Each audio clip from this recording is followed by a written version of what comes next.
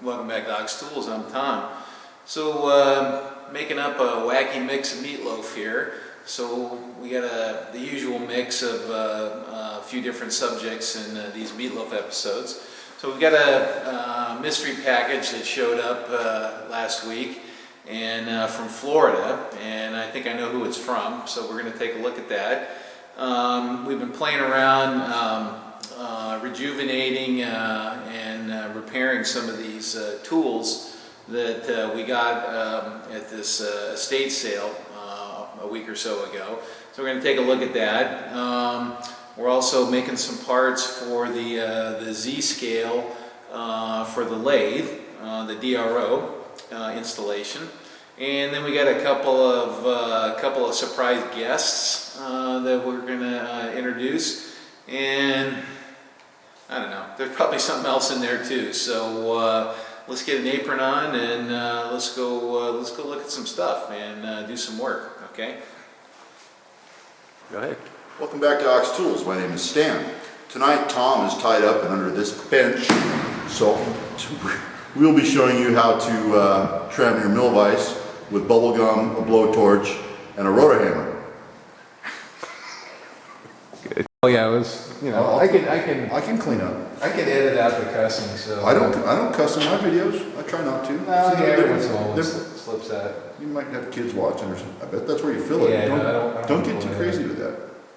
So. You're gonna lose all the goodness and juice out Oh of my it. goodness. But that one, I mean, so that's just the magnet wiggle in there. Well, hey, this is your rodeo here, buddy.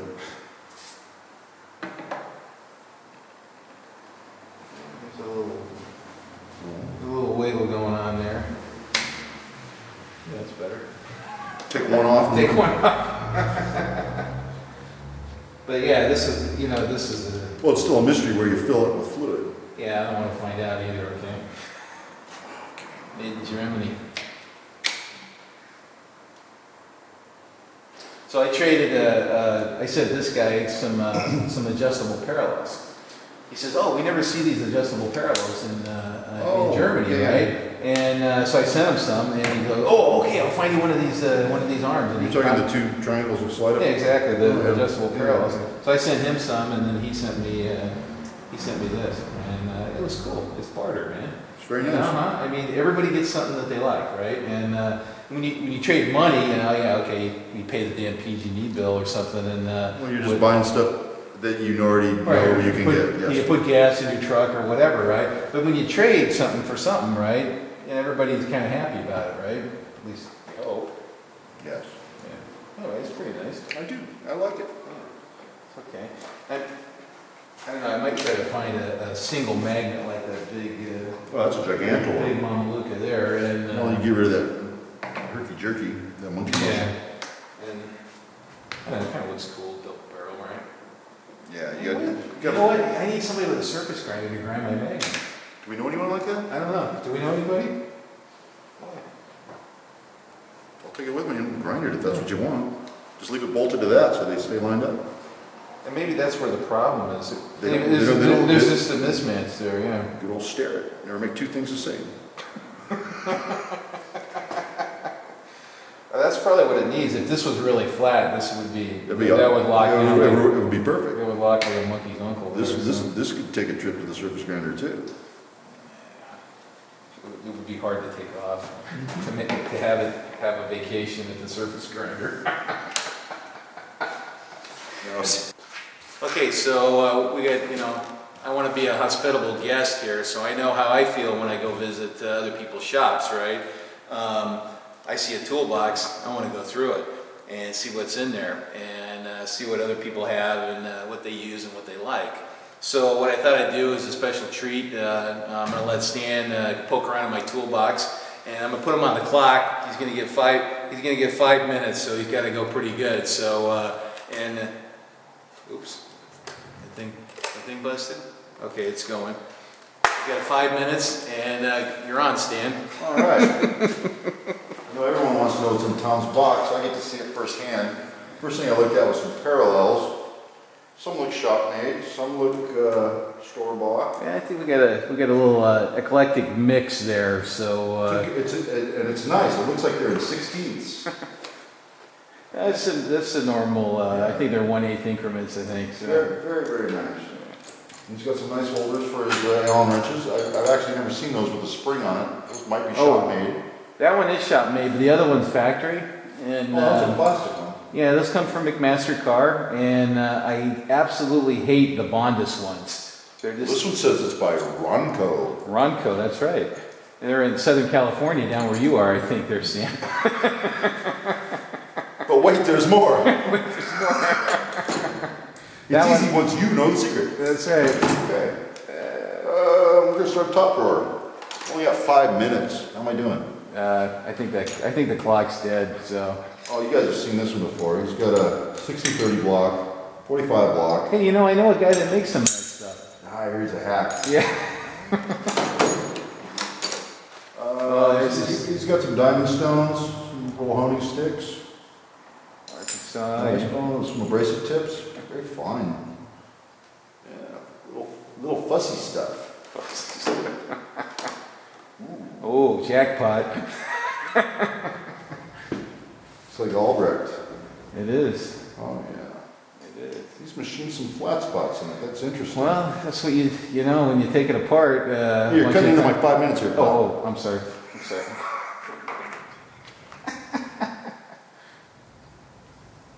Need some help with that? No, this is very nice.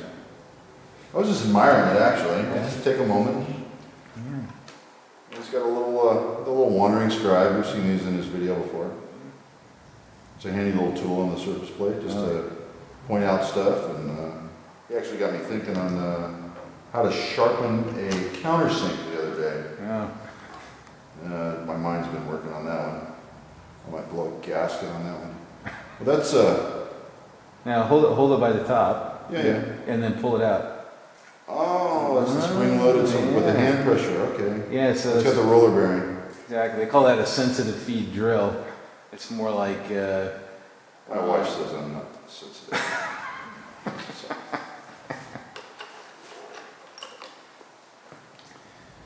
Oh, okay, this is a stop of some type that you can pull out of the way so you don't bind up your blade or your cutting or whatever. So yeah, where you'd use that is you can put that in the tailstock in your lathe. Okay, and so you got maybe 50 parts you want to cut off the same length, and you don't want to putz around with dialing each one off. You can just bump the stop, pull it out of the way, part it off. I like it. On the bandsaw that has uses too. Sure. That's just so you don't pinch a blade. Nah, that's one of the first things I made when I started doing machine work. Yeah, I guess I had a job doing something like that. I don't even remember now. And that is engraved Tom Is it? Lipton. That's right. Toyo. Oh, those are little angle deals. More angle stuff. You're just finding all the angular things. I'm an angular guy. I'm going to migrate to it and not help it. Let's see, there's small drawers over here. Stare at taper gauge, telescope gauge, pin vices. These are cute.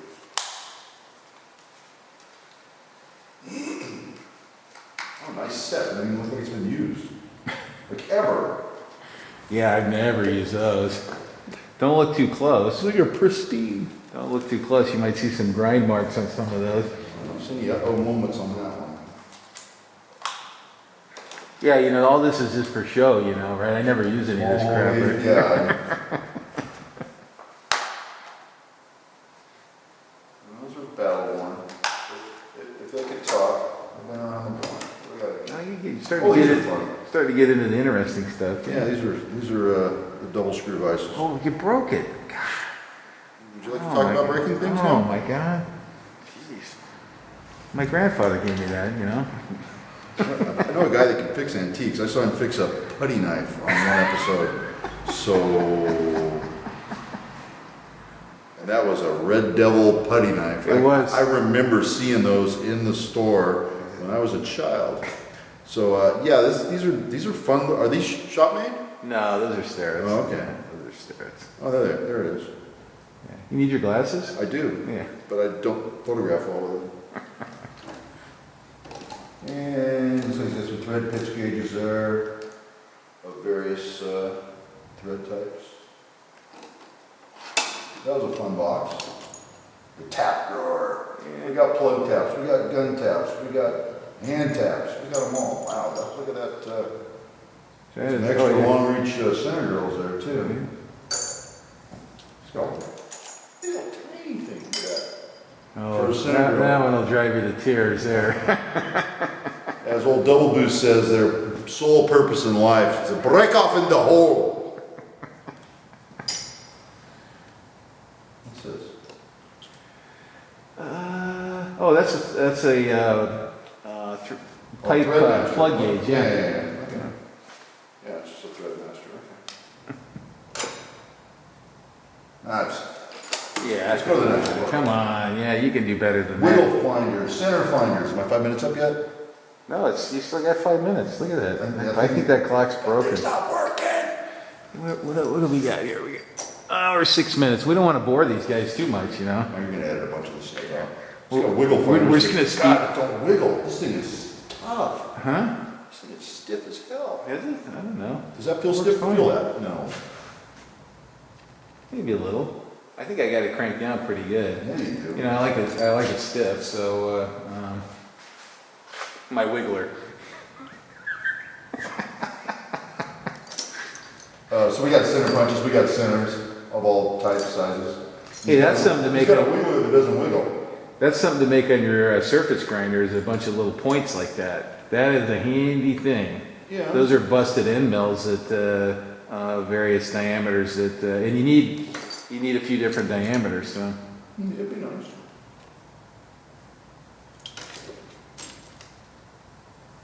Tweezers. Various sundries. Let's get into the big doors. You know, your dial calipers never seem to be turned off. Every one that I've looked at stays on. Yeah, Do you the know, Michitoyos stay on? No, I leave them on, and here's why. Because they use the same amount of power turned off as they do turned on. It doesn't make any sense, but they do. And there's a guy on the internet that actually has done the measurements, so I never turn them off. And the batteries still last a couple of years. So No kidding. yep. Well, How do you like that? I learn something every day. I hate pushing that damn button every time, right? Well- That's how I know if somebody's borrowed them, is they turn the damn things off. Tell me when Like, Scanless here. He's got such cute little things. Look at this. Look at the little dividers. That is awesome.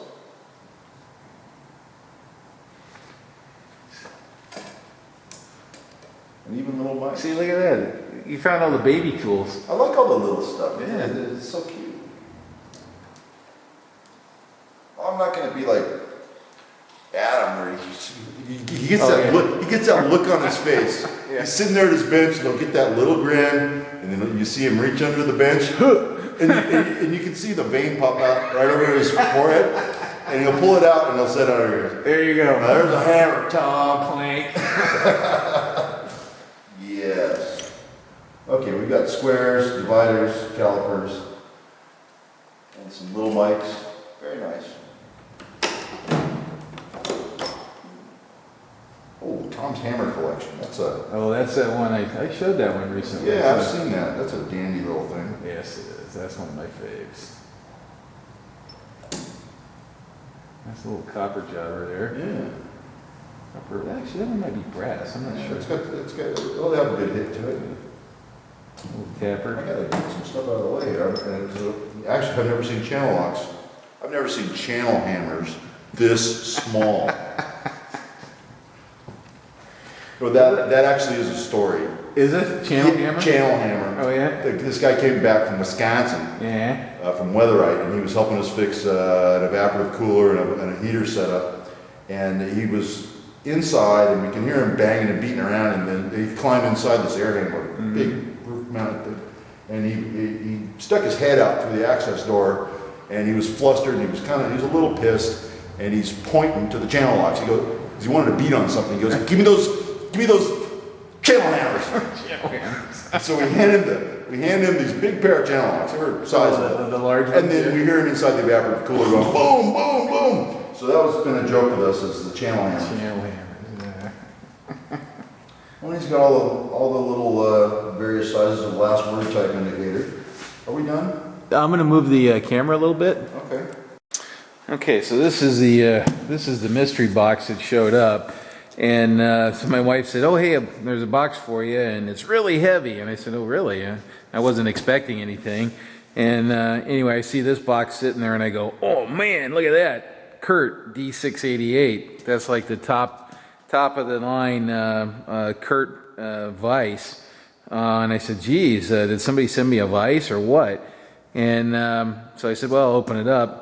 And as soon as I picked it up, I knew there wasn't a Kurt vise in there. And if you've picked up enough Kurt vices, you get a sense of how heavy they are. And this was a little bit lighter than that. Pretty close, but not quite that heavy. So let's crack this sucker open, see what's in here, take a look. So I've already been in here, just so you guys know. So there's some material in here, and we'll talk about this in just a sec. Open these up. Well, it looks like some, what's it say on there? I don't know. Chunk of rod there. And it looks like there's two of them. I should open these up ahead of time. You don't have to see me open. Alright. So we got two chunks of coal roll there. And we got something else here. Oop. Look at that. Put those down so I don't pinch my finger off. Whoops. Alright. So, actually, let me bring you in a little closer and we'll get a closer look at this here. Alright, so this is what was in the box. And what this is the piece of material from the face-off between me and Adam Booth. And actually, me, Adam, and Keith all kind of kicked in some videos for this. And so Adam sent me this piece of material here, and it says failed 250 cut there. So we're probably going to give this another try on the actual piece of material he was using and see how that goes. So that's another video. And then we got this coal roll, and I'm going to talk about that a little bit because Adam and I have a plan for that. But there was this little stirrup box in there. Actually, there was two of them, and but this is the one I wanted to show here. And what this is, let's open that up. What this is a little hammer, and this is from Adam's buddy Gil, who made up a bunch of these little hammers here, and so he made me one and sent me one along too. So isn't that a cute little hammer? So now I got, and I'm gonna trot them all out here. I got a little collection of little dinky hammers here. So we're gonna have a little hammer fest there, and we're gonna look at those. So the other thing that was in the box was, and you guys have seen these before. It's this Starrett 670 thing here, and I didn't have one of these, and my buddy Adam, he hooked me up with one, and he sent one of these along as a gift to me. So it's for doing ID indicating work, and it's just smooth as silk. It's really nice. So I'll be trying that out and seeing how I like that too. So okay, so let's change the camera around, and then we'll talk about these rounds a little bit. Okay, so what we're going to do with this, or what we hope to do, is in the spirit of the face-off thing that we did between me and Keith and Adam, or Keith, Adam, and me, I should say. That's kind of the order. What we wanted to do is, instead of using carbide inserts and kind of the technological aspects of cutting tools, what we thought we would do is do some turning competition or turn-offs or whatever you want to call it.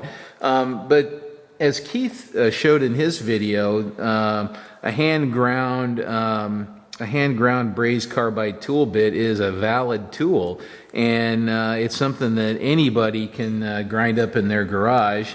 And you don't have to buy an insert. All you need is a blank tool bit, basically, and a bench grinder, and you can create effective cutting tools.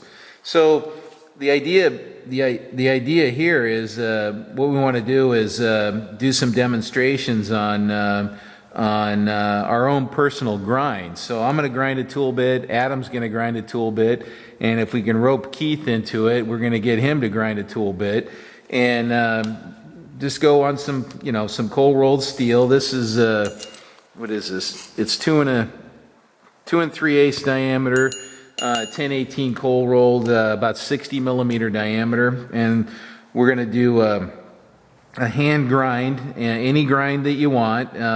Use all your tricks, and so we're going for depth of cut, and let's see what we can do.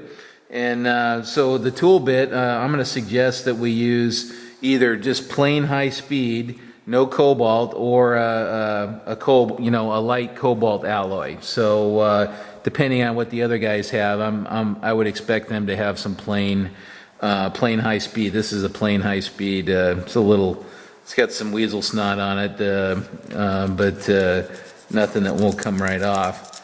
Anyway. So we'll do a turning tool, and then we'll do some depth of cut demonstrations with our own personal grinds on that. And so it should be real educational, actually, because and this is open to anybody that wants to get involved with this. Feel free to jump in there. And so the rules, if you want to say there's any rules, the rules is a hand ground tool bit, ground from scratch. And you got to show the grinding, and then you got to show some cutting. And then you don't have to have a big long video or anything, but you got to show how you ground it, and you got to show some turning. Okay, so hopefully we can get a little friendly competition going there, and show some cutting demonstrations. So Keith and Adam and whoever else is out there that we can reel in here, fire up your grinders and fire up your lathes. Let's go. Okay, so here's a little collection of hammers that have showed up at the shop here in the last month and a half or 2 months, so let's just start with the one that showed up first. This is from Randy Richard, and this is all recycled materials, a concrete stake, some copper bolts, and then a part off of a snowmobile. And now these two are kind of big here, so we're really going to concentrate on these guys over here. But I just wanted to talk briefly about these again. And this one here is from Herb Blair, and he's down in Texas. And this is this Osage orange wood, Aluma wood. Anyway, he made this hammer for me, and it's in the collection now too. So we're going to set these aside here, and then we're going to look at these guys here. So this is the newest edition here.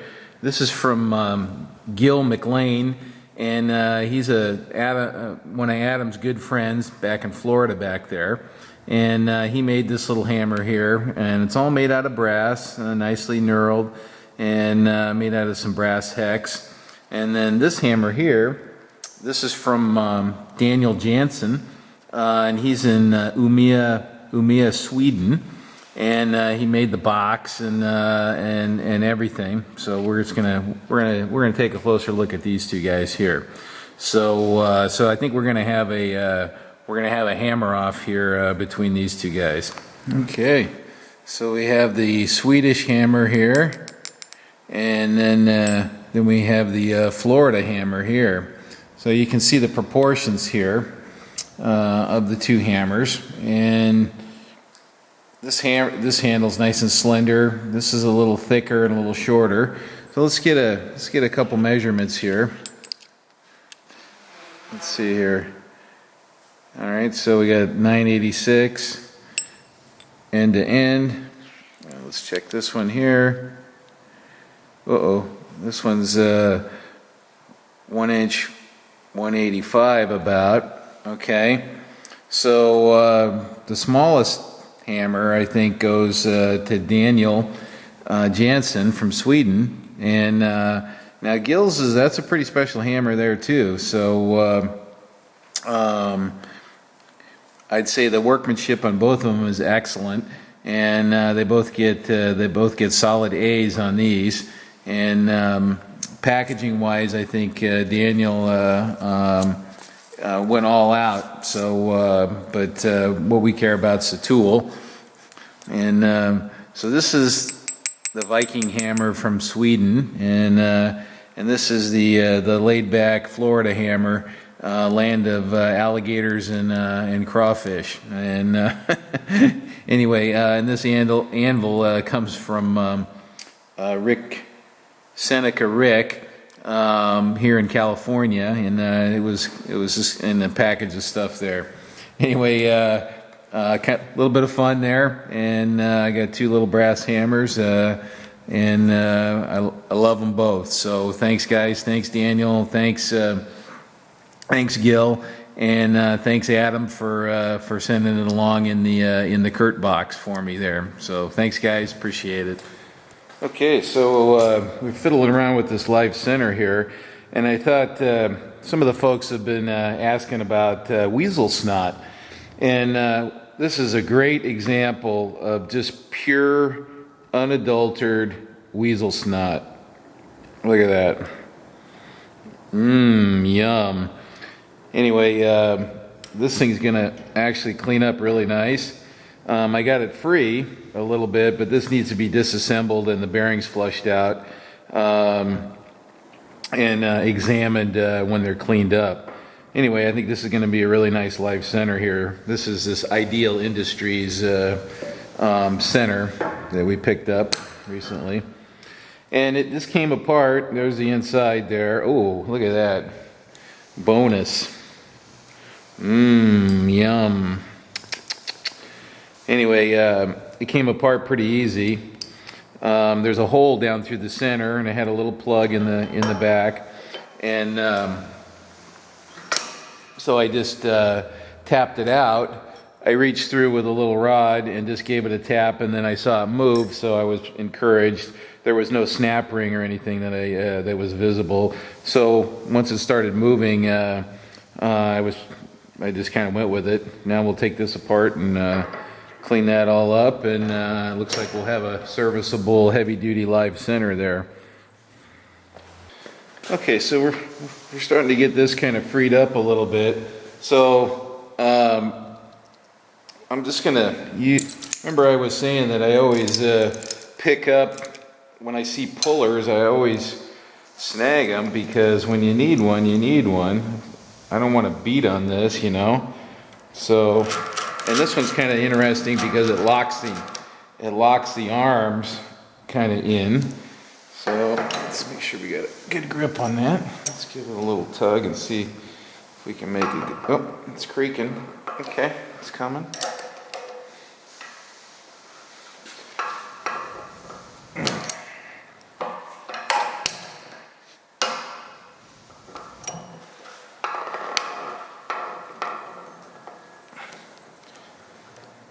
Okay, I think we got it.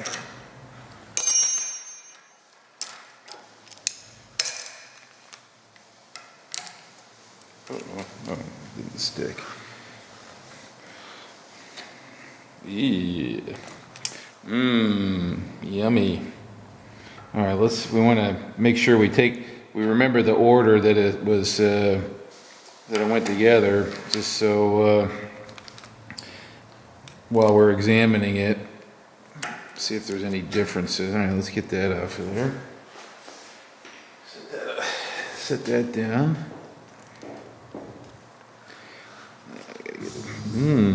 Yum. It's probably that grease is probably older than I am.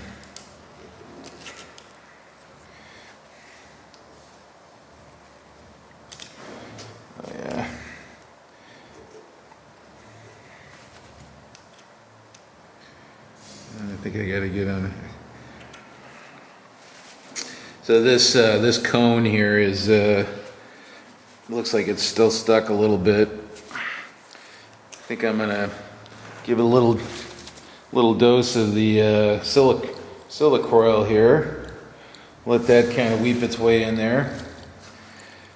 Patience is a virtue on this kind of stuff, you know. Instead of forcing it, you just kind of work it a little bit, go do something else, come back, play around with it a little bit, get a little more, and eventually you got it all. So, all right, so we'll come back to that after a little bit. I gotta turn the camera off. Okay, so after some a liberal application of weasel snot remover, 2 flavors of weevil snot remover, and a healthy dose of elbow grease, we've got this thing kind of cleaned up. This is kind of the first stage cleaning here. So everything looks pretty good. Pretty happy with it. I'm not seeing any signs of heavy use or wear.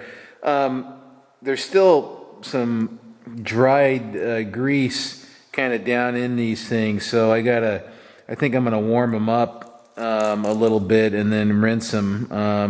I don't have a solvent tank, so I gotta kind of futz around with it a little bit to get them cleaned out. But they're all free and rolling pretty good. So there's all the pieces there. Bearing spacer, race, cone, and cups. And then this is the outer seal. It's got a little seal, and the seal's intact, so that's pretty good. And then here's the actual cone. Now, what this is, when I first looked at that, I said, "Oh boy, this thing's seen some heavy use, right?" But that's not what this is. What this is it's a little spot that just didn't clean up when it was being ground. I'm pretty sure that's what that is. And the point's in excellent shape. And this is slightly truncated there, which is good. Makes it a little more durable. And then the guts of this thing, let's see, can you see up in there? Yeah, I guess you can see up in there. Looks pretty good too. So we'll be reassembling that pretty soon. After figuring out how to get it apart there. Okay, so that's looking pretty good, and we'll get that back together shortly. Hey guys, welcome back to Ox Tool. He left his door open and I snuck in. Happy to be here. We're gonna have some fun today. I'll have to go find the guy though. I don't know where he is. He's behind the camera. Oh. All right, cut. Okay, so here's the general layout here with the adjusting screws to level this out or trim it out. I'm gonna lop that off. I gotta drill these, cut these off and drill them, and cut these off and drill them. And then those are our concentric adjustment screws, so we can indicate this thing in straight with the machine. Okay, so let's go over to the lathe and then the mill and modify some fasteners. Okay, so we're just gonna put these in here. Now I wanna cut them off at an inch, which means I'm not really grabbing very much here. Looks about right.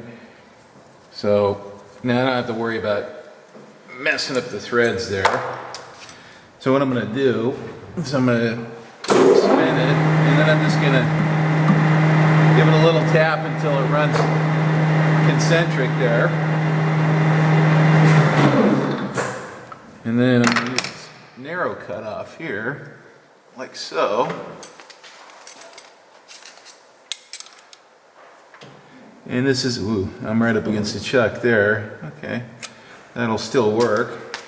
Okay, but that's right where you want it to be for something like this. You don't want to be pushing way out there.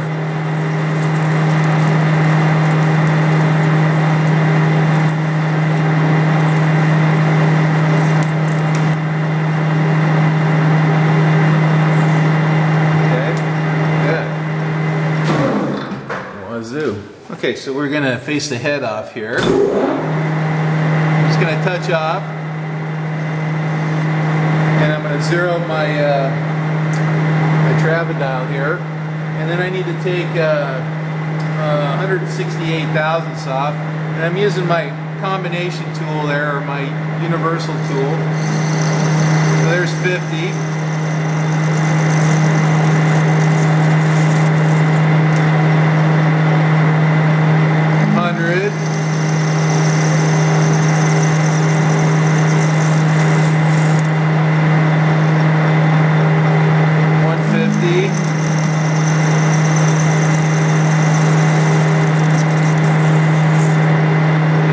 Finish cut, which is about 15 thousandths. I'm just hand feeding this. It's not anything real fussy here. Okay, now I'll come out and I'm just going to kiss that edge and chamfer it a little bit. Voila. Okay, so instead of drilling this in the lathe and pecking away with the tailstock, we're gonna drill these through in the mill, just because it's a lot faster. And to make a quick little holding fixture, we're just going to use a piece of scrap here, and just in case we want to come back, I'm just gonna mark that corner so I know which one was in there. And I don't know, let's just go one by one, just because it's easy to think about. Okay, one. Oops. Oh, what's going on here?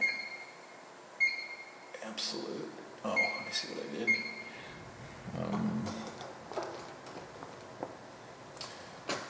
Okay, there's one, and one. Okay. So what we're going to do is just smack a hole through there. And that's a little too fast.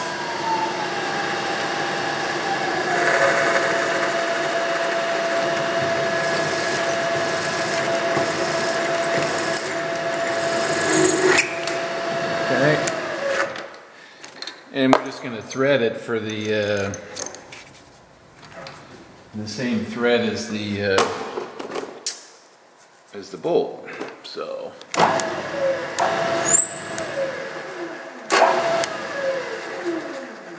okay, and I think I'll just put a little edge break on that.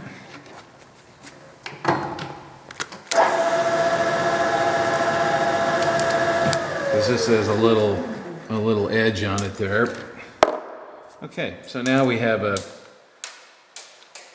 what the heck was that? A little drilling fixture. It takes a little while to get it in there.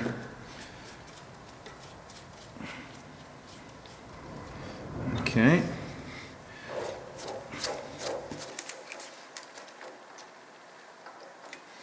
Okay, let's do that.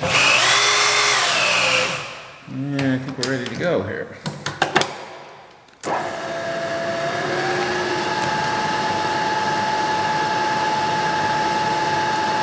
Nice easy start. And you see it's tightening up a little bit. I'll probably go get a wrench here in a sec. Actually, you know what? I'm just gonna a little bit.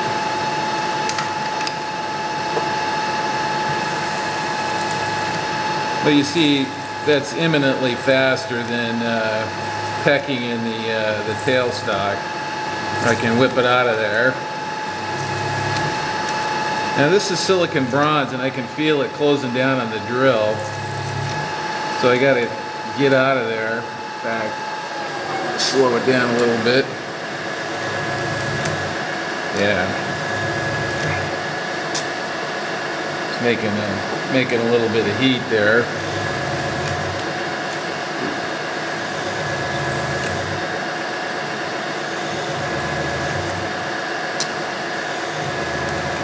So I'm not staying in the hole very long. You see that? The drill bit's getting hot.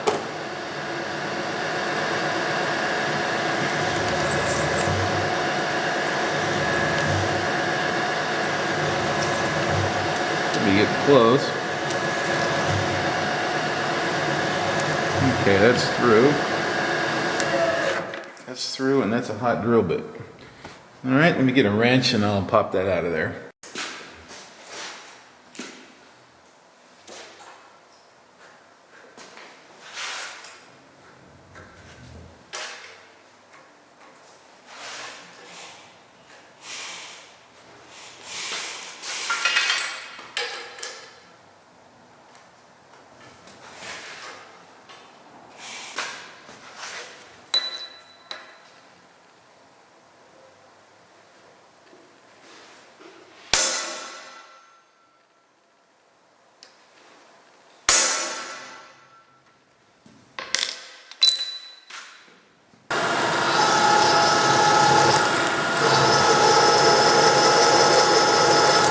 This 4140 is noticeably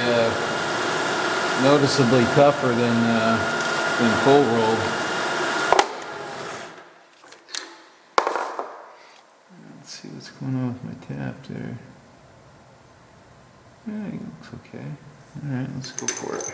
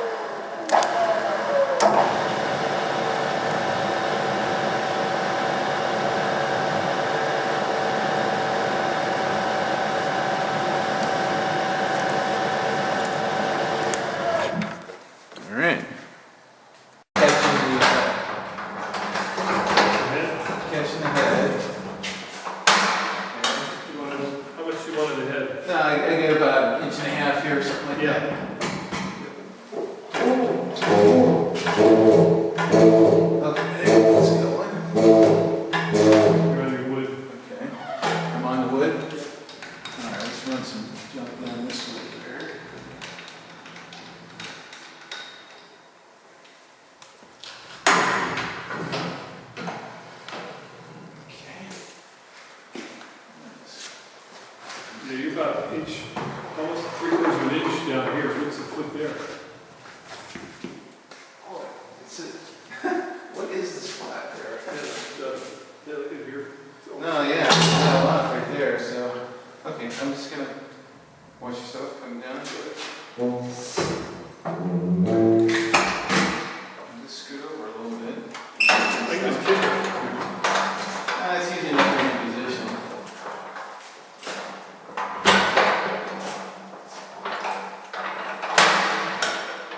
Sure. You got about 3/4 of an inch. Okay, that's okay. Let's try that. I'm gonna mark this thing. Okay, so the tail's coming off now. So's the head. What's the head? Yeah. You got it. Okay, so what I want you to do, Chuck, is give me a little push so I don't have to pull the whole shooting match here. You ready? You ready? Looking good? Okay. Nice and smooth. I'm just gonna kind of straight out. Tell me when there's enough room to walk behind there. A little bit more. So we get up and down. There you go. Okay, right there? Yep. Okay, coming down? Yep. Coming down. Well, do you want to come down? What's that? When are we going to do the feet? After? Well, I need to go to the bathroom.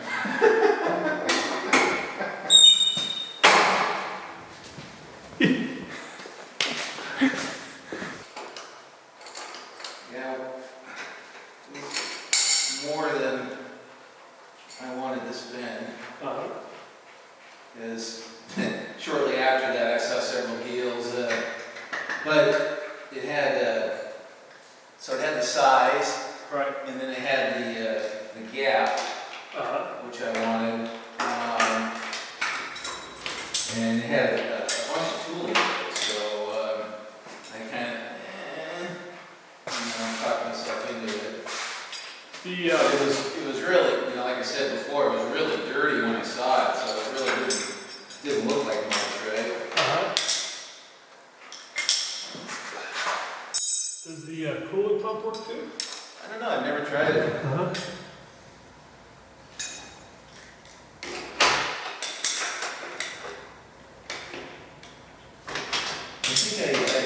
I think I turned it on once, just to steer it. And, but I haven't used it, and I have the sump, it's kind of a nasty little place down there.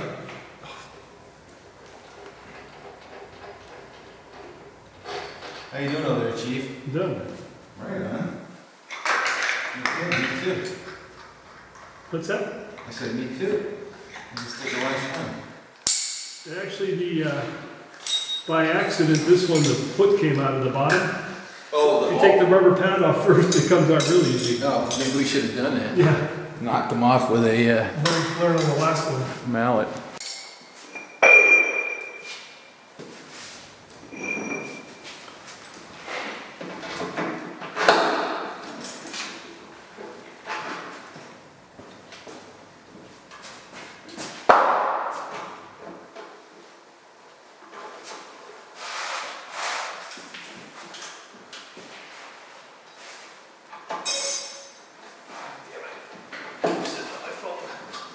Oh, you gotta say bastard. Yes.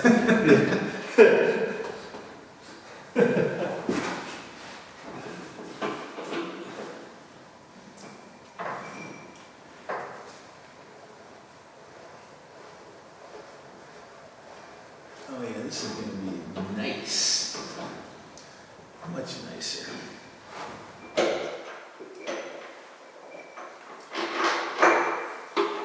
Oh, still need a half-inch nut on top? Yeah, because that's what kind of pinches it all together. What the hell, where's the instructions? Oh, did you get the memo?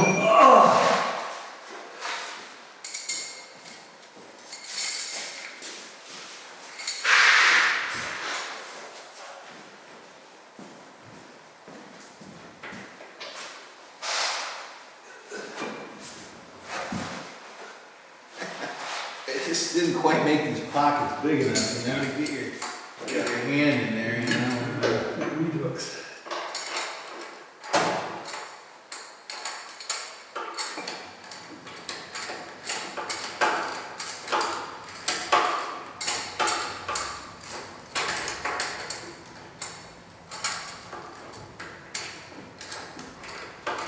Yeah, they could have made them a hell of a lot bigger.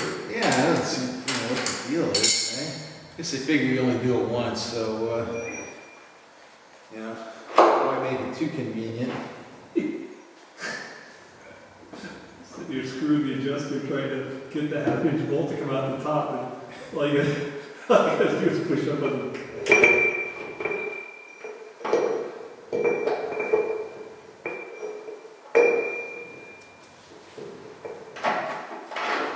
So you want just enough thread so that it's even with the top of the nut, No, or not even no, that if you look in the bottom of the foot, I don't want the stud sticking below the level of the foot. So, that looked like it was about 4 threads or something like that, showing above the nut. Oh, above the nut. Right. See, look under here, Chuck. Yeah. Under that. I know, yeah. Yeah, okay. That's started. You can't what? Yeah, I got it all the way there, I can't get the nut going. Found the thread. It's not there. Okay.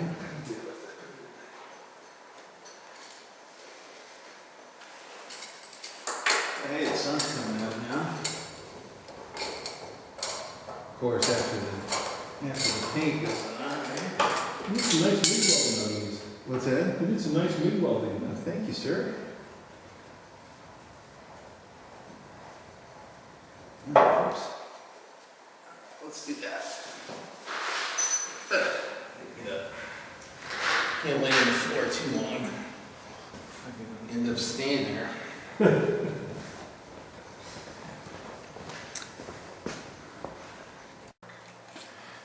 Try the bar. Yeah, help.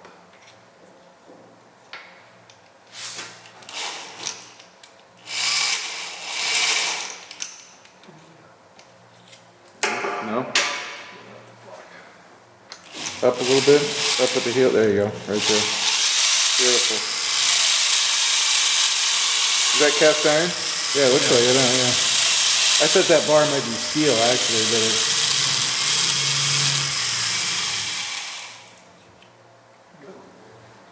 Beautimous.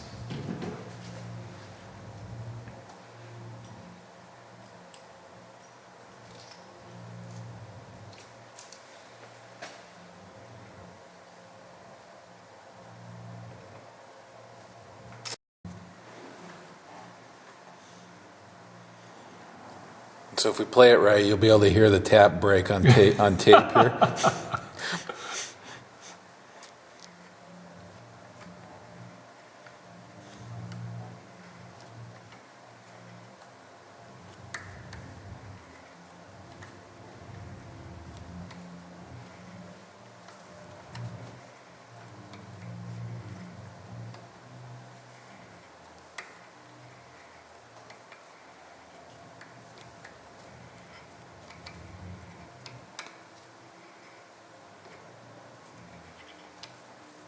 Jeez, come on, baby.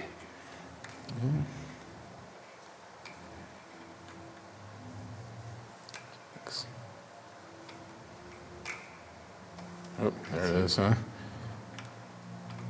Oops. Oh yeah, sometimes cast iron, yeah, wiggle it. The chips pack around the end, yeah. Come on, baby.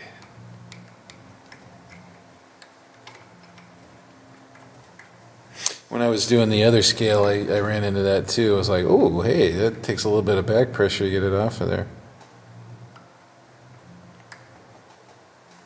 You almost got it. There you go. All right, it's going. There, you got it now. Wow. Wow. Still? Really? Yeah. No shit? Excuse me. Bastard. Yeah, it's. Oh, here, let me give it a little feel there. Give it a feel. Oh, I think you're just being a baby, Chuck. Am I just being a baby? You got me scared. Well, actually, you know what? No, you get a half a turn and then it it tightens up. wow. Maybe this. Oh. Here, I want to look at. See what's going on. Wow, that's a. I'm gonna get you a different tap too. Yeah. You gave me the dull one. Jesus Christ. No, but it's just not. Grab the. See that?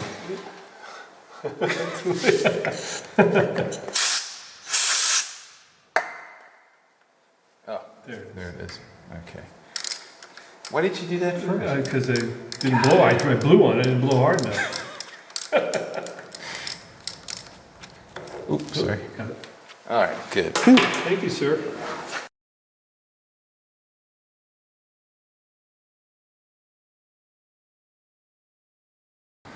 Welcome back to Ox Tools. My name is Stan. Tonight we're going to show you how to regrind the ways on your grinder.